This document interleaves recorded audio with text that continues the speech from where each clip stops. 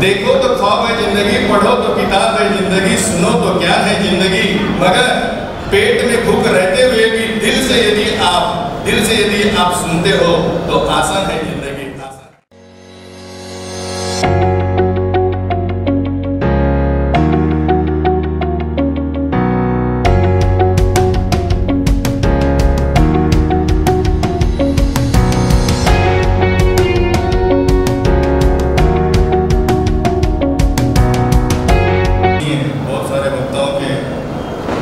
माध्यम से कि त्याग करना भी चाहिए।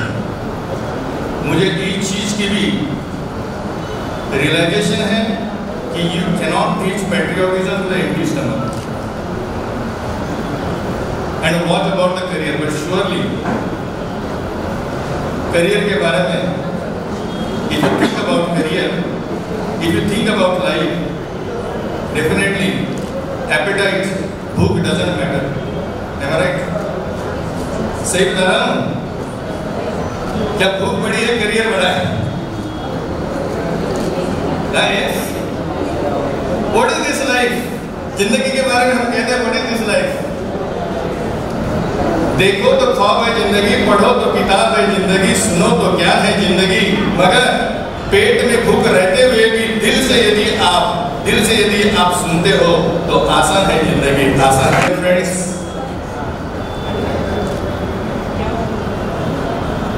we have the mixture of all the things. पहले कुछ दोनों वक्ताओं ने कुछ बोला, तीनों ने, लास्ट में एक वक्ताओं ने ऐसे बोला। इसमें my youths are what? They are somewhat distracted what to do and what not to do. क्या करना है, क्या नहीं करना है। We'll see with the help of this some PowerPoint presentation. कुछ चीजें हम देखेंगे कि जो सही रास्ते पे क्या है क्या नहीं। Yes, the real goal will be to make our life beautiful, to have the best career in life and to market ourselves. खुद की हमको मार्केटिंग करनी है। खुद की में मार्केटिंग करना मतलब जाके कोई दुकान नहीं लगाना। Now what we have to do?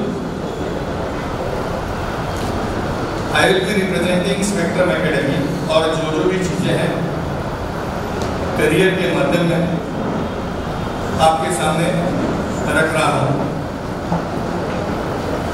Dear friends,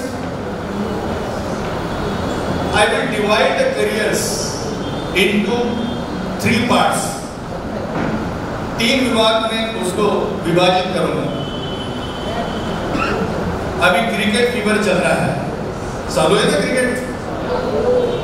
चालू आहे का नाही? क्रिकेटमध्ये 3 प्रकारच्या मॅचेस असतात। किती प्रकारचे असतात? 3 प्रकारचा क्रिकेट आहे। एक टेस्ट मॅच आहे, second one day and third one T20. Which match you have to play? तुम्हाला कोणती मॅच खेळायची आहे हे तुम्ही ठरवायचं। टेस्ट मॅच खेळण्यासाठी नो डाऊट जास्त वेळ लागतो, स्टॅमिना जास्त लागतो। आपण तो खेळायची का नाही खेळायची, का वनडे का T20, that depends upon you. तर ह्या ज्या स्पर्धा परीक्षा आहे यांचं 3 प्रकारे वर्गीकरण केलेलं आहे। आपण बघूया मित्रांनो, सर्वात या देशाची सर्वात महत्वाची परीक्षा, स्पर्धा परीक्षांमध्ये ज्यावेळेस आपण विचार करतो, when you think of all these things, त्याच्या आधी आमचं जे विजन आहे to encourage and inspire the students for development of their individual skills. वेगवेगळ्या प्रकारे वेगवेगळे स्किल्स आहेत आणि ते आपण डेव्हलप करायचे। लाईफ स्किल्स आहेत आणि स्किल्समध्ये ते बेसिकली जर बघितलं सॉफ्ट स्किल्स आणि हार्ड स्किल्स, तर यामध्ये तुम्ही ऑलरेडी हार्ड स्किल तर तुमच्याजवळ आहेच, पण what are the soft skills ते आपल्याला डेव्हलप करायचे आहेत आणि या माध्यमातून आपल्याला त्या परीक्षांचा अभ्यास करायचा आहे। तर आपण बघूया UPSC देशाला चालवण्यासाठी जे अधिकारी लागतात ते पुरवण्याचं काम जे आहे ते UPSC करत असतात आणि ह्या माध्यमातून चांगले अधिकारी निर्माण व्हावे आणि हा देश जो आहे याची जी ओळख आहे जागतिक पातळीवरती चांगली व्हावी यासाठी आपल्याला चांगले अधिकारी मिळण्यासाठी UPSC जी आहे ही परीक्षा आपण बऱ्याच वेळेस ऐकतो की UPSC MPSC तर याविषयी आपल्याला जाणून घ्यायचं आहे तर UPSC ही जी परीक्षा आहे ही आपल्याला 3 टायर सिस्टम मध्ये आणि 3 टायर सिस्टम मध्ये प्रथम प्रिलिम्स नंतर मेन्स आणि 3 टायर मध्ये शेवटचा जो टप्पा आहे तो कोणता आहे इंटरव्ह्यू. तुम्हाला कदाचित हे वाटेल की हा जो टप्पा आहे इंटरव्ह्यूचा हा क्लास 1 परीक्षेसाठीचा रेस्ट ऑफ द परीक्षा ज्या आहेत त्यांच्यासाठी नाही आहे. क्लास 4 साठी इंटरव्ह्यू नाही आहे.